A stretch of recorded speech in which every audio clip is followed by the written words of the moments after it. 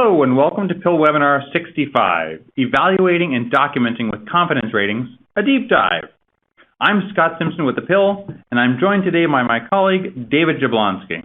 Hello, everyone, and hey, Scott. Now, Scott, I hear you've been traveling a lot this summer. That's right. I had a few weeks in Europe with my family, and we had a lot of fun. Europe?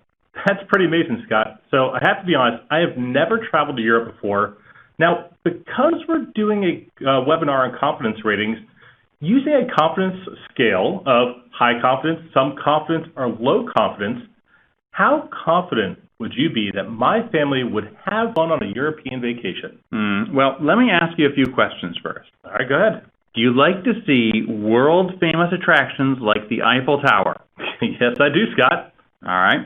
And how would you feel if your flight got delayed and you had to spend an extra 2 days in Amsterdam? Well, that would be a bit tough, but maybe the fun would outweigh the inconvenience, though. There you go. Well, all right. In spite of that one risk, I have high confidence that you would enjoy Europe. But before you go packing, we need to start this awesome webinar. We have some brief housekeeping to take care of. First, sign in with your full name and DHS email address using the chat pod to show that you attended this webinar and get your credit in CSOD. If you didn't type your name and email and the address in the chat pod when you entered the seminar room, please go ahead and type that in now. For example, scott.simpson@hq.dhs.gov. Whether you registered or didn't in advance, just go ahead and do the same process, type your name in and email in the chat pod. If you did not register on CSOD, you will need to track the CLPs you earned today manually. If you're on the phone, please send us an email at PIL@hq.dhs.gov sometime today, and we will confirm your attendance for credit. If you do not type your email in the chat pod, then we have no way of knowing your attendance, so please do so. If we jump from one pod to the next, you do not need to re-enter your name again. We'll have that recorded in Adobe. Just type it once and you're good. Now, for a quick orientation for those who haven't attended before, or maybe it's been a while, in the bottom right-hand corner of the chat box, this is where you type your name and email address for credit. It's also where you can submit questions at any time. We have dedicated PIL staff monitoring the questions, so please don't leave any question unasked. We don't want this to be a one-way conversation where the audience asks the PIL questions. We encourage you all to interact with each other too. So feel free to respond to your colleagues when there's something you want to address. And for those of you unable to sign into Adobe and are on the phone with us, you can still participate in the conversation. Email your questions and comments to the PIL inbox, pil@hq.dhs.gov. We have those same PIL team members standing by to answer your questions. Now on the bottom of the screen is where you can find some helpful PIL links, and at the top you can find the download box. And that's where you can access and download the documents we'll be going over today, anytime, even in the recording. Just click the upper right-hand drop box and download all. You'll see some poll questions throughout the presentation as well, so keep an eye out and be sure to respond. In fact, we have 2 up right now. Finally, there is a full screen option. Just click the square with the little 4 arrows to maximize a window, and then click it again to minimize it. Well, that wraps up our clerical piece. Now, previously on the PIL. That's right. In webinar number 64, we took an adventure. One solicitation to rule them all. Multiple single awards from one solicitation. This 1.5-hour webinar featured a team from the Transportation Security Administration and a team from the Immigrations and Customs Enforcement. And the teams talked about how they applied fusion procurements to award multiple single awards from one solicitation. You can find a recording of the webinar on our PIL webpage. On the line with us today, besides myself and David, we're joined by Andrew Mitchell from Customs and Border Protection. Andrew, can you come on and say just a quick hello?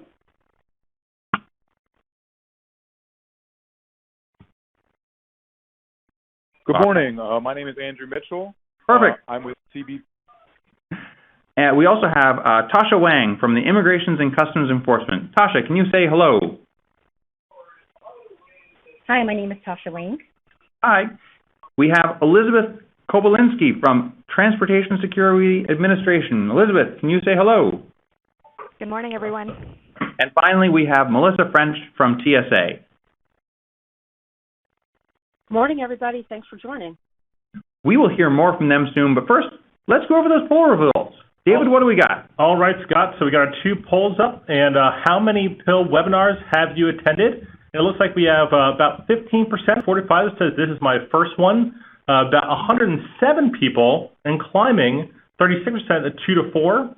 5 to 7 webinars for about 67 people. We have 24 people with 8 to 10 webinars, and 62 is over 10. Now, on our other poll, what is your primary role within the acquisition community?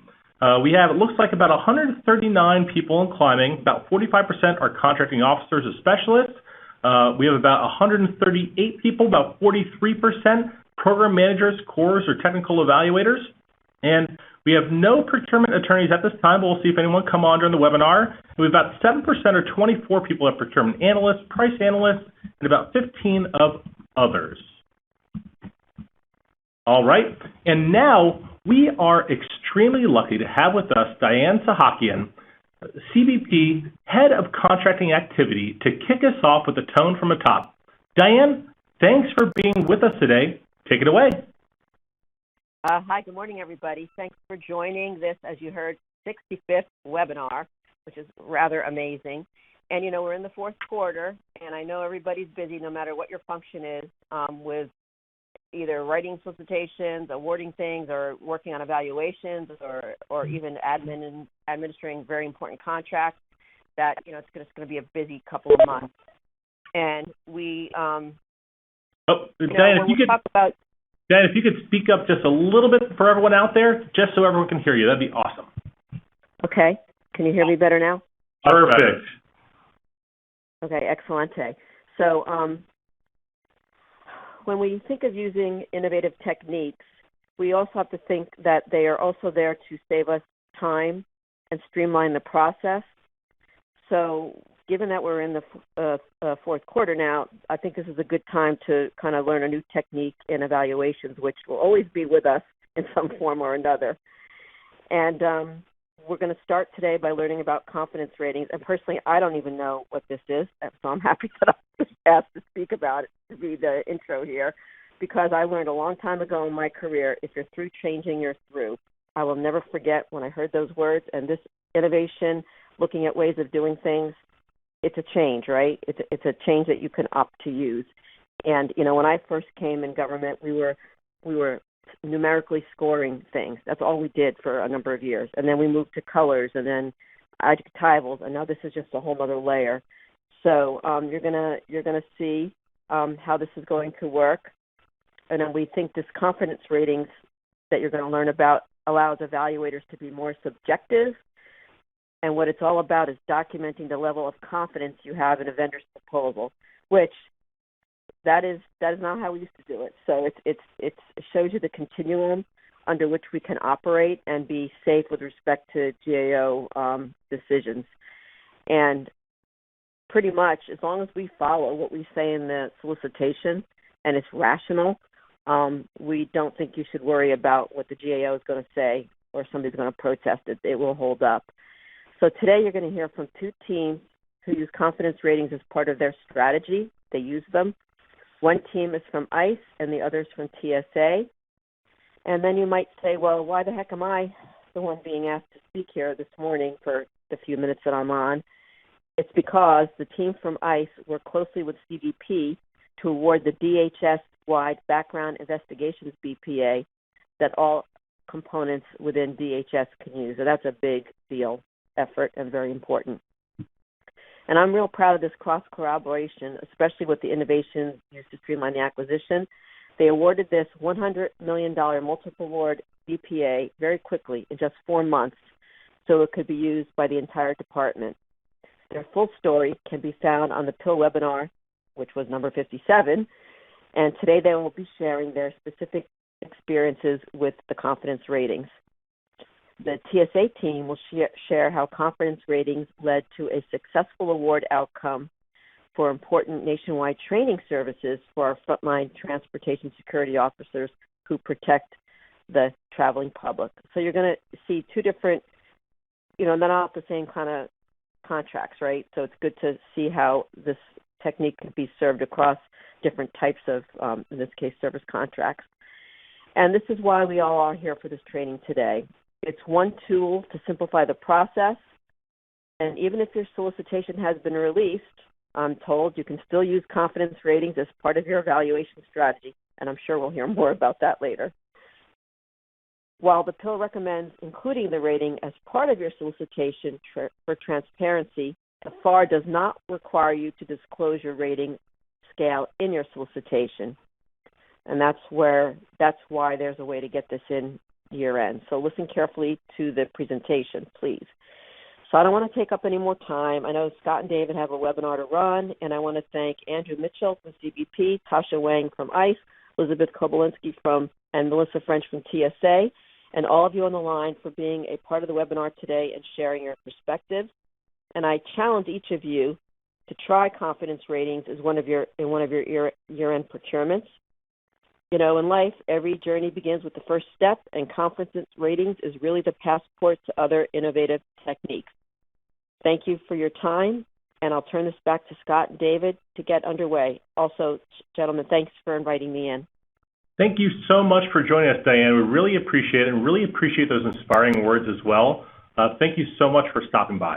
All righty, guys. So getting us kicked off here.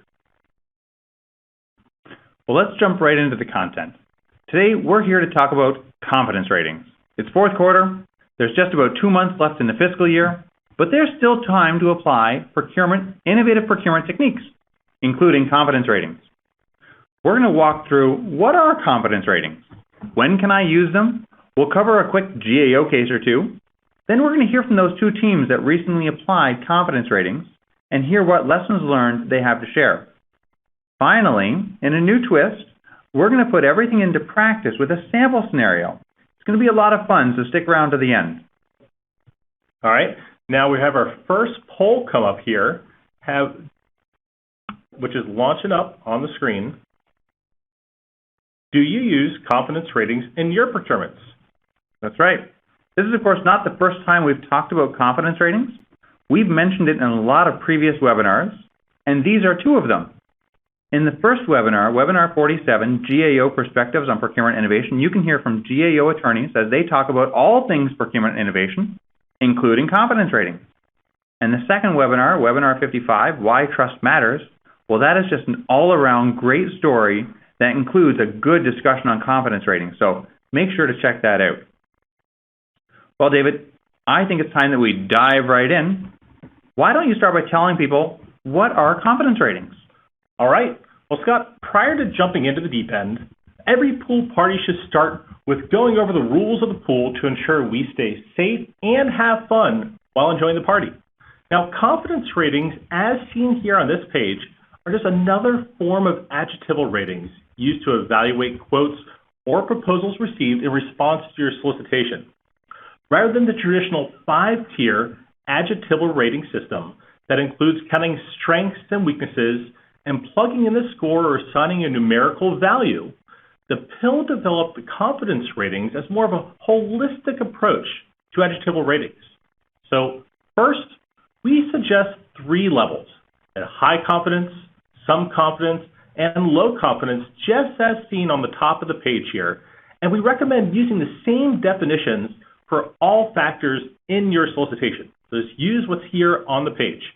Having different ratings and definitions in your solicitation complicates the process. Now, we do not recommend adding a no confidence because can we ever really say with certainty that we have no confidence in someone or something? Just rate them at the low end of low, and that's that. Also, you do not need to add a neutral rating to your confidence ratings. Now, while we have seen teams add a note for neutral under past performance ratings, the FAR does not require a neutral rating, though. All right? The FAR does not say you have to use a neutral rating, only that an offer may be evaluated favorably or unfavorably on past performance. You can rate the vendor as some confidence, so remember this is not favorable or unfavorable, or just write not applicable and make a statement that you are not rating the vendor favorably or unfavorably like stated in the FAR. Now also, you want to assign one set of ratings per factor. If you need more granularity to evaluate, consider adding a new factor and assign a unique confidence rating instead of adding subfactors. Subfactors tend to complicate the evaluation process. And after assigning the ratings for the factors, don't roll up the ratings at the end. It's important that each factor gets a rating, as that allows for flexibility in the final trade-off process. Well, let's take a look at our poll results here. We asked, do you use confidence ratings in your procurement to evaluate quotes or proposals? Looks like there's about 20% of people that say all the time. That's awesome. Let's share your knowledge with the others out there. About 50% say sometimes, great. 15% say never, and 15% say I'm not sure. Let's get you on board. We're going to keep moving along here. All right, Scott, now before we move along, though, there are two questions in the chat. Patricia Simon asked, what is meant by government intervention within each rating? Well, at the bottom there, you'll see that the government intervention means direction. We don't want to help them out. The contractor is supposed to be working on their own, so that government intervention is really what that is about. Sarah Riordan also asks, how would you handle if a contractor proposed something that would make them ineligible for award, if low confidence doesn't state language pertaining to that?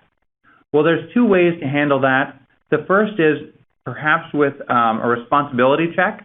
If they're not meeting all of the needs of the page count, or maybe they're just not eligible, maybe you're doing a small business set-aside, they're not a small business, then you would just remove them that way. Otherwise, you might just rate them at the low end of low and move them along that way. All right, let's jump in here to slide 5. All right, Scott, so I'm sure a lot of people out there are getting interested in using confidence ratings, and they're asking themselves, but what part of the FAR can I use them in? Well, you can use confidence ratings in all of them. FAR 15 says that even in FAR 15, sorry, I got flustered here. I would say you can use them in any part of the FAR, whether you're doing a GSA schedule buy, a simplified acquisition buy, a task order. Even in FAR 15, you can always use confidence ratings. We go back to FAR 1.102, that's our statement of guiding principles. And it says if the FAR is silent, we can innovate. There is no section in the FAR that tells us how we must evaluate quotes. Even 15.3 says that you can use any rating method or combination of methods, including adjectival ratings.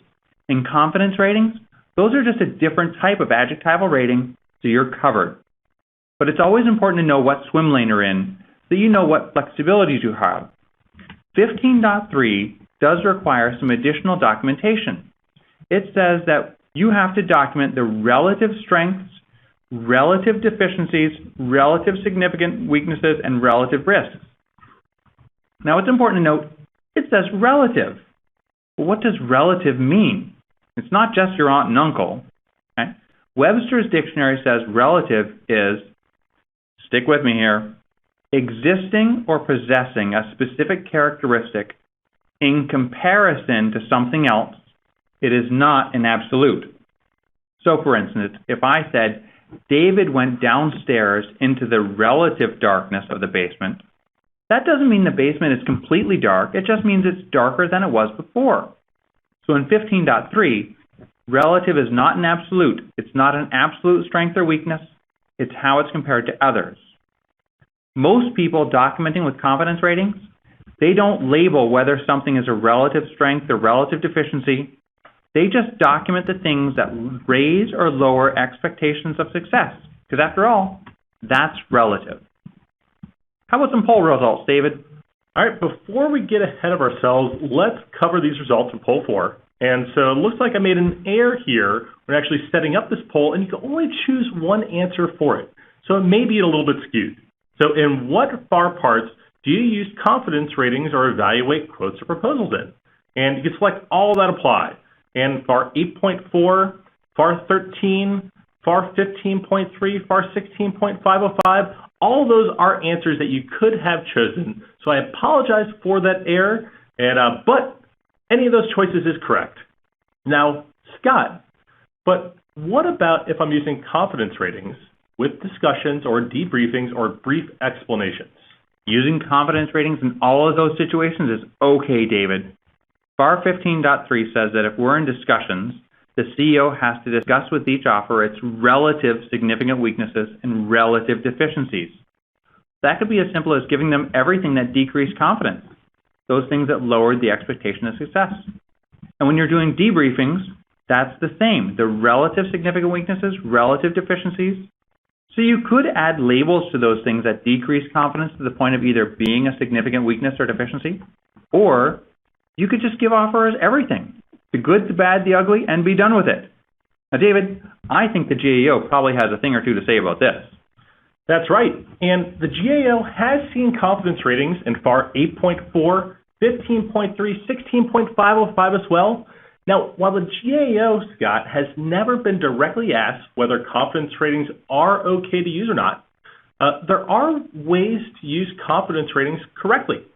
Now, the two cases in front of you are from Dentrust Dental on the left and IBM on the right, and they're important as both are FAR 15.3 GAO cases that do not label any of the findings as strengths or weaknesses, but instead documented the relative strengths and weaknesses under the two columns that increase their confidence or decrease their confidence. Now, we determined that the increases and decreases confidence bullets and labels to be the relative strengths and weaknesses, deficiencies, and you just don't have to label them as such. Now, going back to that discussion on relative strengths and weaknesses, the GAO is not looking to see if you have strengths and weaknesses listed unless you made it a part of your evaluation process. GAO is rather looking to see if you followed what you said you would in the solicitation and that you were not unreasonable with your evaluation. Now, we have actually found in GAO cases when teams count strengths and weaknesses and call them substantial or significant strengths, protesters have challenged that and sometimes have won as well. So we want to get away from the counting exercise and use our best judgment instead. Now, these are two great FAR 15.3 examples where teams use their judgment, did not label their findings as substantial or significant strengths or weaknesses, and there were no issues from GAO as well. Now, we're going to take a look at the Dentrust evaluation report in 2 slides. You can find these cases in the downloads box as well for your pleasure. All right. Well, it's not often we have teams that apply just confidence ratings. Most often, they're using one or more of the techniques from the efficient procurement model. These are 6 techniques that really pair well, not just with Summer, but with each other to help you streamline your procurement. And today we're going to talk about 2 of them, confidence ratings, on-the-spot consensus, and streamlined documentation and how they pair well with confidence ratings. All right, Scott, so we have a new poll up for everyone, poll number 5. How do you document, what is your documentation style for technical evaluations while using confidence ratings? Go ahead and put that in there. All right, we'll come back to that in just a little bit. So now with using confidence ratings in conjunction with on-the-spot consensus, this is where the fun really begins. So with on-the-spot consensus technique, teams skip the formal individual evaluation reports and go straight to consensus. The FAR does not require individual evaluation reports, and the DHS HSAM tells us that the individual evaluation reports are not needed. Also, make sure that anyone making a decision is part of the meeting as well. This includes your legal advisor, if you have one for your particular procurement, because this can help really save a lot of time in the evaluation so you can make that final evaluation to finalize it there in the room. Now, the team reads the proposal or attends the oral presentation, and then as a group, evaluates the proposal immediately and documents the decision in real time before starting the evaluation of the next proposal or the next factor. Just like we do before hopping into a pool, we want to do a temperature check to make sure the water is actually nice and warm to swim in. Now with confidence ratings, we go around the room, get a quick idea of what everyone is thinking. Similar to playing the heads-up, 7-up game as a kid, and you vote yes or no, or, this is a quick way to gauge with confidence ratings. So you do a thumbs up for high confidence, thumbs sideways for some confidence, a thumb down for low confidence. Say 1, 2, 3, go, everyone vote, and now you have a quick temperature check. Everyone's voted, and you can go around and do a quick tally of what everyone voted for their confidence rating for that vendor or factor. Now, once everyone submits their vote, you go around the room to each person and state any areas that increase their confidence as well as any areas that decrease their confidence for that vendor or factor. Now, whoever the note taker is, they're going to document everything that is said for that vendor or factor, and you want to finalize those ratings right there. There should be no back and forth after the document is completed and after the meeting as well. It's all done right in that room. Now, if the team was split on the ratings, you can go back around the room again after discussing the areas that increase or decrease confidence to see if anyone has changed their vote. Another way to streamline your procurement process is by streamlining your documentation. A lot of times, we have a lot of documentation, but more is not always better here. Instead, how about just a few short bullets? Makes it easier to document, faster to write, faster to review because you're reading less, and easier to edit. Don't like a bullet? Delete the bullet. And remember, focus on the discriminators, those things that increase confidence or decrease confidence. Don't document something that just meets or isn't important.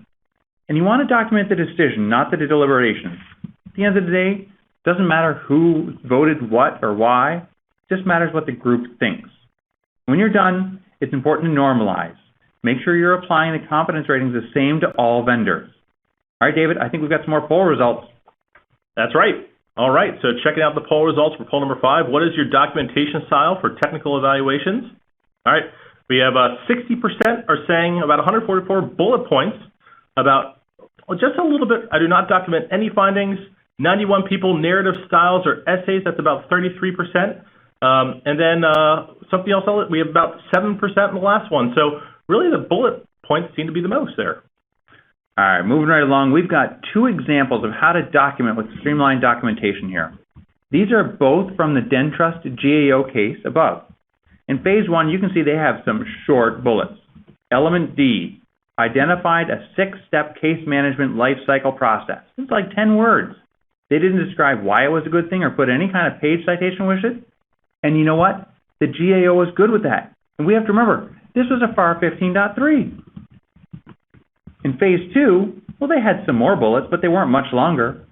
Something important to note is that last bullet under lowers expectation of success. The staffing approach and structure was not provided. Well, that certainly sounds like a deficiency to me, but they didn't call it out as anything special. They didn't label it. They just included it with all the other decreased confidence, and again, the GAO was okay with that. All right, David. All right, and I think it's time that we heard from our 2 teams today, Scott. So joining us today, we have our 2 teams from the ICE DHS Background Investigations BPA. We have Andrew Mitchell. Andrew, can you go on and say hi to everyone again? Good morning. I'm a branch chief of CBP's Personnel Security Investigator Unit. My group acts as a DHS inspection team, and we conduct inspections to validate that our vendors are in compliance with the contract. Thank you, Andrew. And we also have Tasha with us. Tasha, go ahead and introduce yourself real quickly here. Good morning, everyone. I am a contracting officer for the ICE Office of Acquisition Management. Perfect. And then moving on to our TSA Specialized Security Training Team, Elizabeth, can you come on and say hi and introduce yourself real quickly? Good morning, everyone. I was the program manager in the TSA Office of Training and Development and also served as the SST TET chair. Perfect. And Melissa, come on and say hi and introduce yourself real quickly. Good morning, everyone. I'm a TSA branch chief and senior CO. Nice to have everybody. Perfect. Thank you guys so much for being with us. So we're going to start first with the TSA Specialized Security Training Team. And this is a FAR 15.3 source selection with the value of $87 million. So, Elizabeth, can you start off by telling us what it is that you're buying for this requirement? Sure thing. We were buying all training-related support services, including program management, logistics, X-ray and CT image development, and any other training aids required to support curriculum development and delivery for our TSA workforce, mostly including TSOs, but also for FAMs, inspectors, and HQ employees as well. Perfect. Thank you. And now, Melissa, can you walk us through the evaluation approach that your team used for this requirement? Sure thing, David.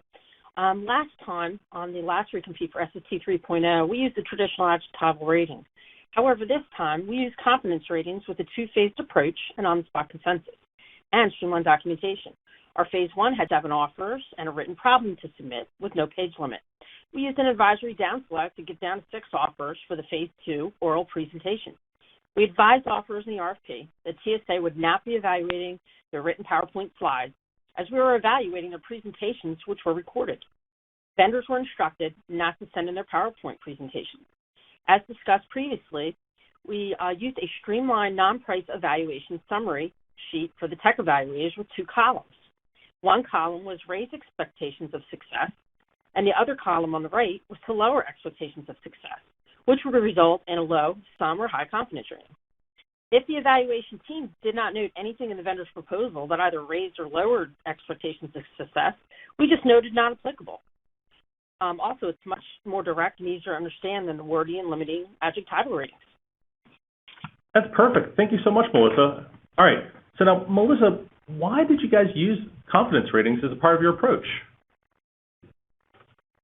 Well, we really needed to be mindful of how long it was taking to do technical evaluation. SSC 3.0 took about 6 months, and it took us about a year to get to awards. Very voluminous. This confidence ratings is far less voluminous, and the rating methodology of factors that lower or raise expectations of success is easier to understand for both the evaluators and the offers. The streamlined documentation allowed the process to go much more quickly, as the technical documentation team expedited both the tech consensus reports and on-the-spot consensus in the day of the offers presentation. So we got things done in a day. That's great. Now, Liz, was it successful using confidence ratings? Absolutely. Source selection was very quick. Like Melissa mentioned, we were done within less than 2 weeks. We were also honoring the time of our technical evaluators, some of which were in operations or supporting high visibility training initiatives at the time. It was super quick. Got it. And how did this differ from the traditional adjectival ratings as well, Melissa? Well, as you know, and as mentioned, the traditional adjectival ratings are very voluminous to document, and they can be confusing. So, when you use strengths or weaknesses, the tech evaluation teams are wasting time trying to understand the strength and weakness definition, and the team ends up pairing the strength and weakness definitions to the proposal instead of doing a direct evaluation of proposal elements using confidence ratings, which either heighten or lower expectations of success. This allows the evaluators to recognize risk without putting proposal elements into a strength or weakness definition box. Nice. And now, Liz, what was your biggest takeaway from using confidence ratings with your solicitation evaluation? I think the biggest was probably efficiency. We were able to write the consensus reports together live on screen, and like Melissa said, completed them the same day of each oral presentation. And there was no way we'd be able to do that with the traditional adjectival ratings. What about you, Melissa? Any quick takeaways from using confidence ratings? Sure thing, David. A few quick ones. Maintain transparency with industry. Share the vendor's technical summary or debriefing so they don't feel the need to protest to obtain the documentation. Engage all your government team members, to include chief counsel, from the ground up so there's buy-in on the new methodologies being used. Also, one quick one, try to provide a larger space of time between the phase 1 and phase 2 evaluations. Vendors told us that they still prepared the phase 2 presentations as there was not enough time between phase 1 and phase 2 for dates. That's it. Thank you. Those are all great. And I think the last bullet there in the middle is have all team members at the meeting to finalize the report. I think that's a big one for everyone to capture out there. Now, Scott, I think we have some poll results to take a look at here real quick. We do. We asked, do you evaluate strengths and weaknesses when using confidence ratings? It looks like 55% said every time. Well, let's try to get that down a little bit. And it looks like 22% said, no, I prefer noteworthy observations. I like that answer a lot better, David. All right, perfect. And now we're going to go here to the next slide. We want to take a look at real quick here before Melissa and Elizabeth go away, just some of their documentation they had. So as we have, there's a sample evaluation report from this team. You can see how they used their confidence ratings. Remember, guys, this is a 15.3 procurement. And so, Melissa, why did the team decide not to label these as strengths and weaknesses on both of these columns at all? Well, as I said again, it just gets really, really confusing with strengths and weaknesses, even for SCOs.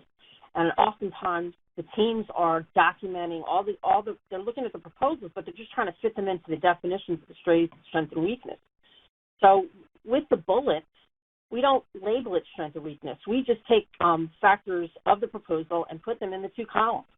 Either it's going to an element that's going to raise expectations of success or lower expectations of success. The vendors understand, they're much more direct, so it's just a good way to do things. Perfect. And did you have any deficiencies noted at all? No, we didn't.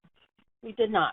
We did not even go into, well, deficiencies might have been a proposal element. So if it was something that lowered expectations of success, we didn't label it as deficiency. We just went ahead and directly said what lowered expectations of success.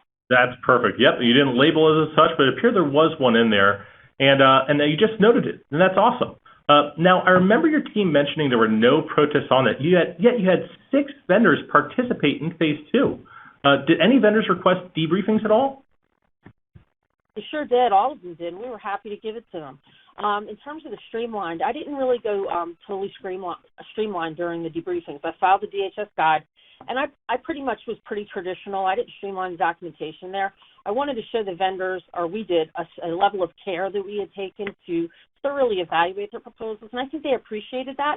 And really, they just wanted to get to the meat and bones, which was the bullets of the two columns. That's what they wanted to see, and that's what we gave them, and it was direct and easy to understand for them.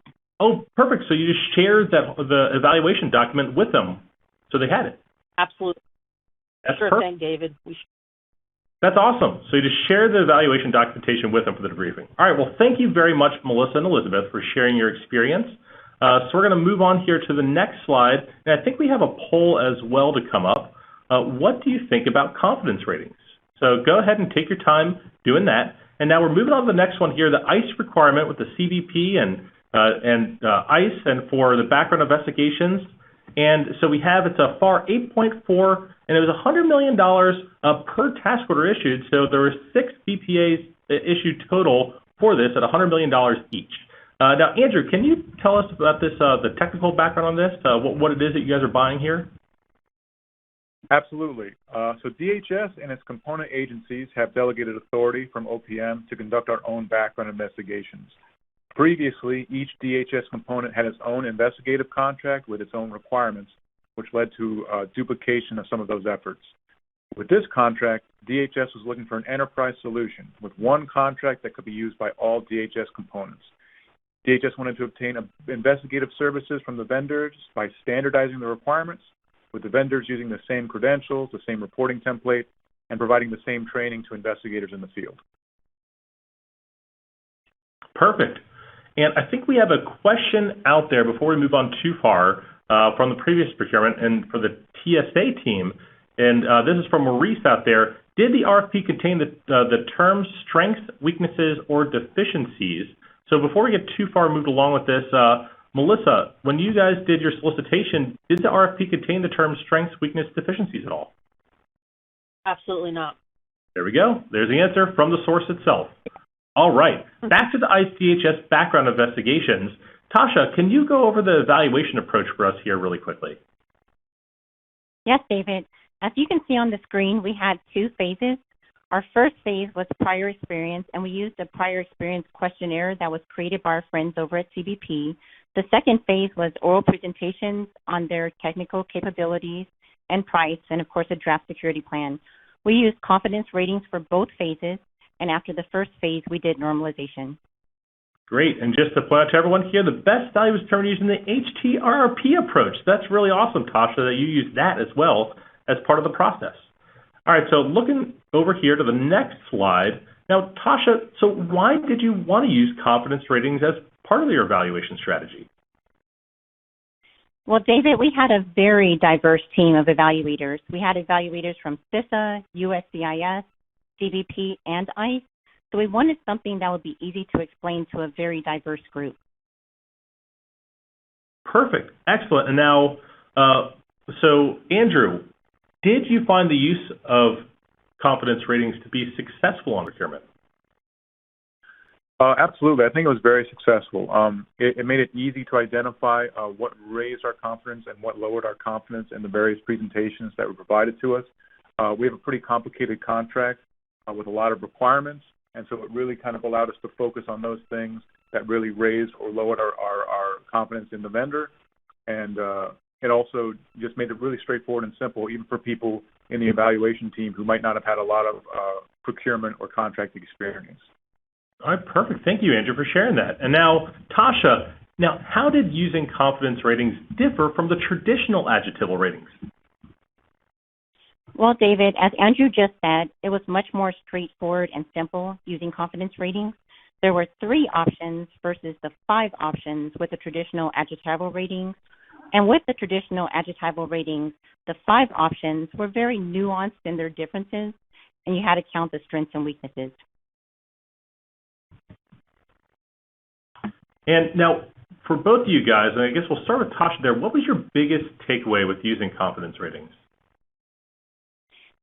Well, David, I found it, as mentioned, it was much easier to explain to evaluators, but I also found it easier to debrief, or in this case, explain to the vendors. For example, instead of saying your proposal was marginal or unacceptable, we could say the government had low confidence in your proposal, which seemed a little easier to swallow. All right, and Andrew? My takeaways are similar. I think it was a very user-friendly process. It was very simple and easy to follow, and I think it made the evaluation team have a much easier job, and it went much more quickly than we feared it might, just because everyone was really easily able to identify the strengths and weaknesses and make a decision that was easy to defend and easy to support. Got it. And just to confirm here, Tasha, so you actually didn't label anything as strengths and weaknesses, just that increase and decrease confidence, right? Yes, sir. That's awesome. So as all of you can see here, so we have 2 teams that use confidence ratings in 2 different parts of the FAR. Now the team actually labeled bullet points as strengths or weaknesses, even the FAR 15.3 procurement from TSA. And so including those strengths and weaknesses, it really complicates the process of the evaluation documentation and can lead to problems with the evaluations. All right, I think we have a poll question to go over here and a question from the audience, right, Scott? We do. Poll number 7 asked, what are your thoughts on confidence ratings? And it looks like 72%, over 100, almost 150 people answered, I like using them and do so whenever I can. That is fantastic. And we also got a comment from Michael that asked, the only concern with using these in technical evaluations is that it really doesn't allow for distinguishing between a vendor whose proposal exceeds the requirement to the government, as opposed to someone who soundly meets the requirement but doesn't propose extras. Well, no 2 high confidences, just like no 2 some confidences, are the same, Michael. You can always go behind the high confidence and distinguish them there to look at the noteworthy observations. No 2 highs are the same. Some highs might be high, some highs might be just on the edge there.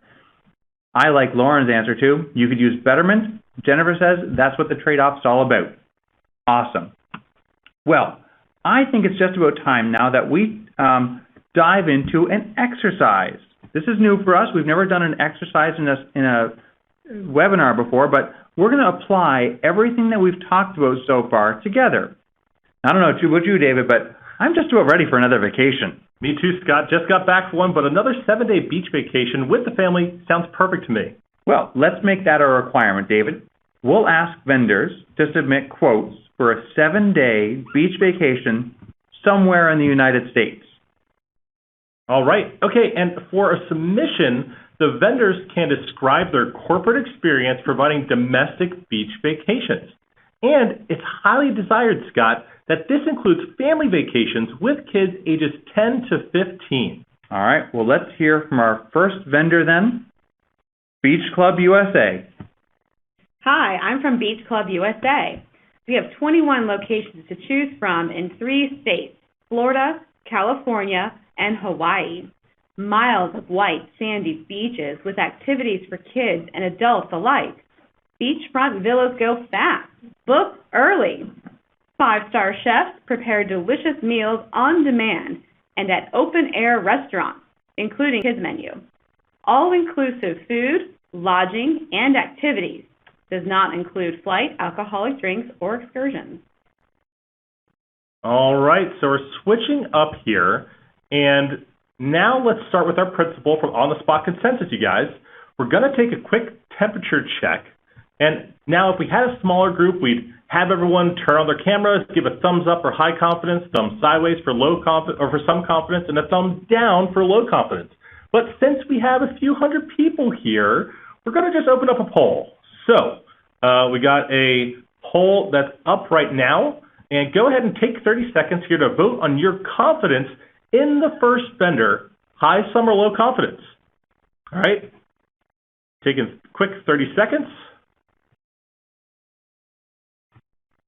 Letting everyone vote. And all right, so let's go ahead and take a look at our results here. It looks like we have, and I can't really see. Scott, do you have a bigger screen than I do? I do. It looks like 40% said high confidence and 54% said some confidence.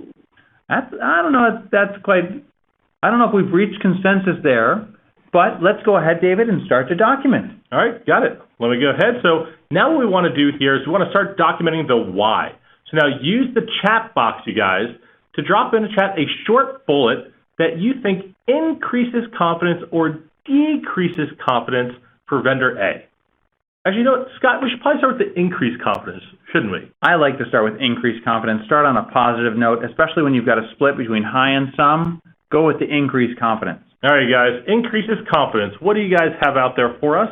I see activities for kids. That is a good one. 21 U.S. locations, like that too. 21 U.S. locations. All right. Several locations in 3 states. Oh, it's not coming through there, David. All right, we have a 5-star chef, I saw. Click out first. Oh, that's not coming through? No, click somewhere else. Oh, there you go. There we go. There we go. Look at that. All right. Meals on demand. What else do we have here? All inclusive. There we go. All right. Do these really match the decision of some confidence? I don't know. Those 5 are going towards chef. High confidence to me. Now, I also saw some decreased confidence in there. I saw that, they only had 3 states. Someone had typed that, and there wasn't really a good differentiation between those 3 states. Only have 3 states. There we go. Okay, there we go. Beachfront villa.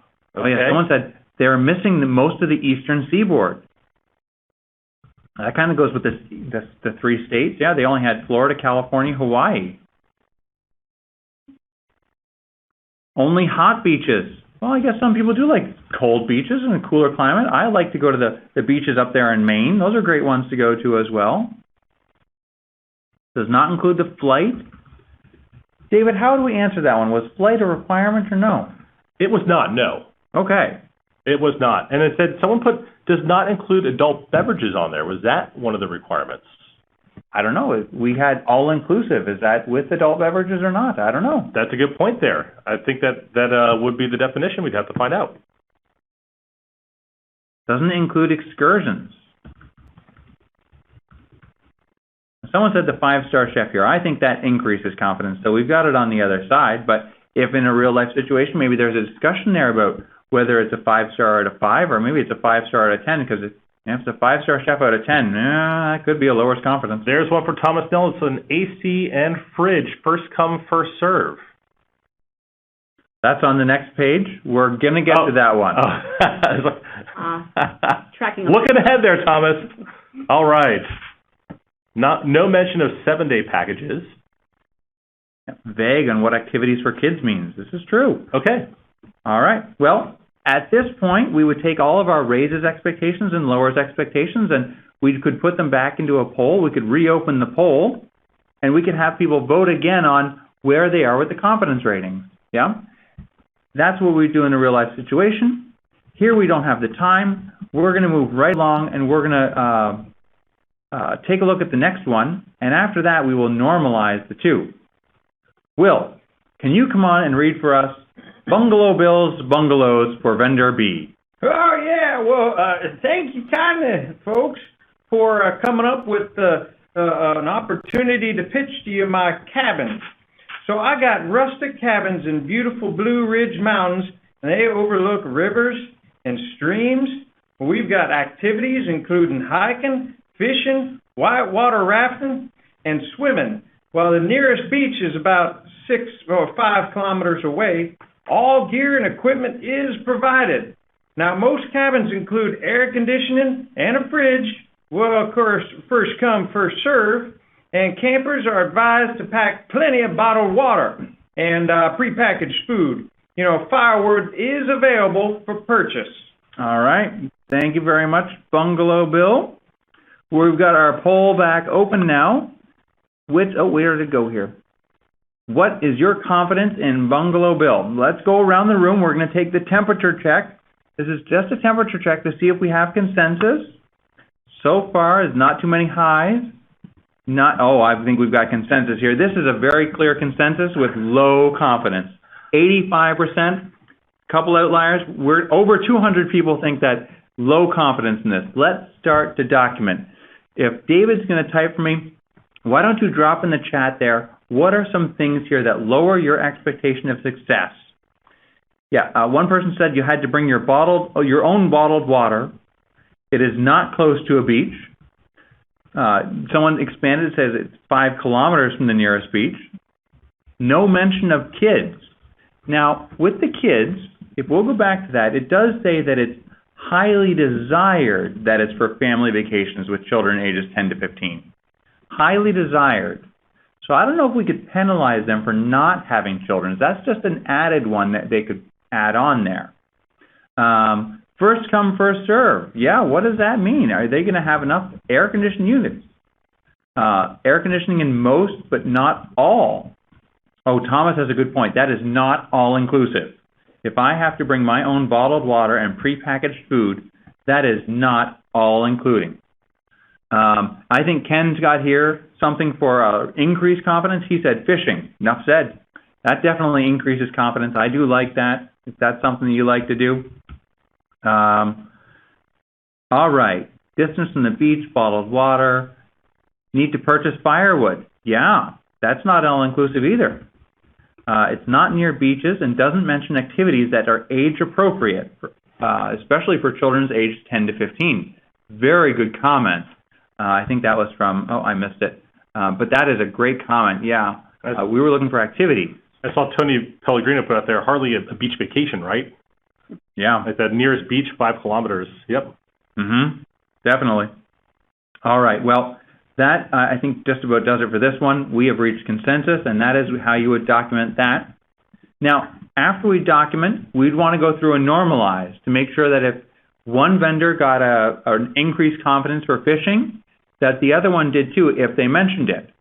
That if there's one for inclusivity, are we being both, do we weigh them both equally for that?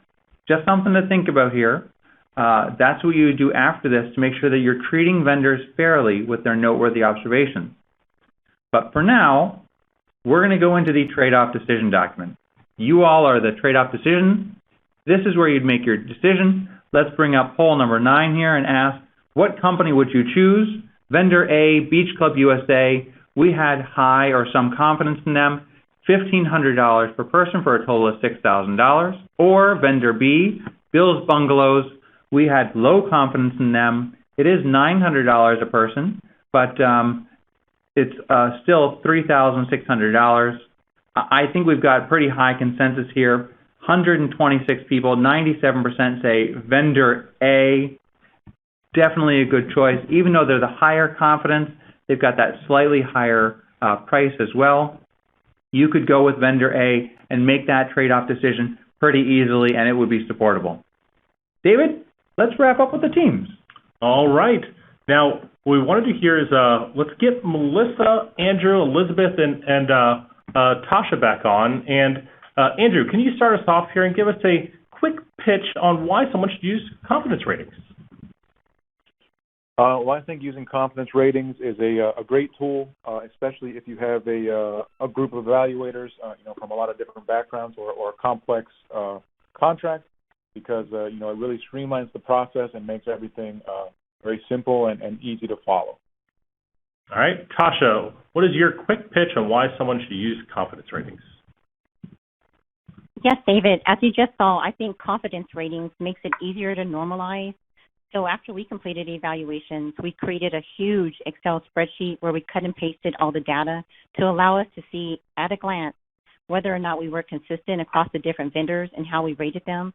For example, if we rated something as lowers for vendor A, we could see if we were consistent across that column. If we rated something raises for vendor A, we could see if we were consistent across that column. Perfect. Thank you very much for sharing that, Tasha. It's perfect to bring that all back together. Now, Elizabeth, what is your quick pitch on why someone should use confidence ratings? I'd say because confidence ratings are so easy to understand, you're able to really focus on the content of the proposals and clearly document your findings and justify why and how you decided on each rating. It saves a lot of time. It's a win-win for everyone. Perfect. And last but not least, Melissa French, what is your quick takeaway on why someone should use confidence ratings? Sure thing, David. As the other teammates have said, it's easy to understand not only for us government evaluators, but the vendors.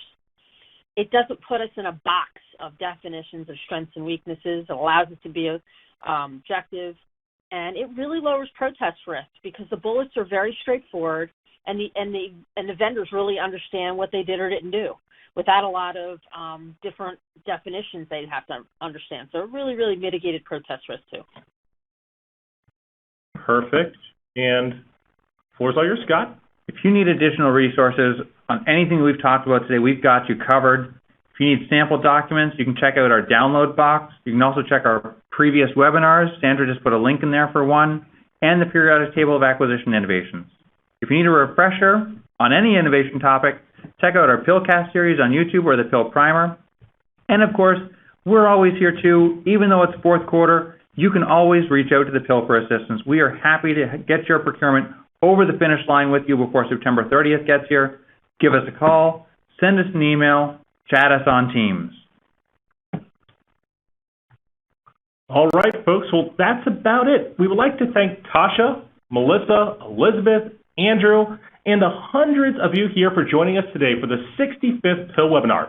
We hope you consider using confidence ratings as one of your approaches on one of your fourth quarter procurements. We have 2 final polls for you to take, which will help us with improving our classes for the future. So please be sure to take these 2 polls, and also after the class, take the survey that you're going to get from CSOT as well.